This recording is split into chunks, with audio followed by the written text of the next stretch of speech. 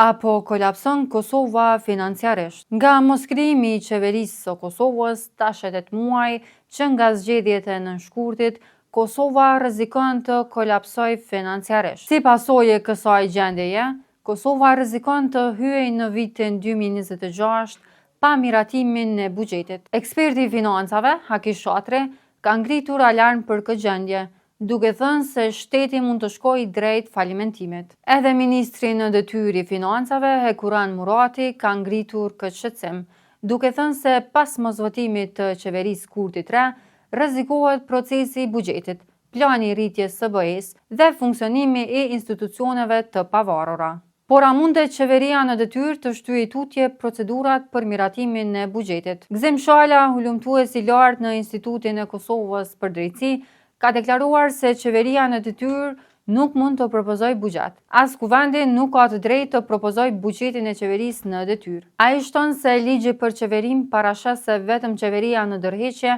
mund të propozojë buxhetin. Si rezultati i mosformimit të qeverisë së re, rrezikohet që nga data 1 janar të mos ketë buxhet. Si pasojë e kësaj, asnjë procedurë pagese nuk mund të ndodhë pa një vendim të kuvendit, thot Shatri. Në mesin e pagesave që bllokohen janë pagat pensionet, ato për karburantet të policisë dhe ushtrisë, apo edhe ato për furnizime me material shpenzues të institucioneve.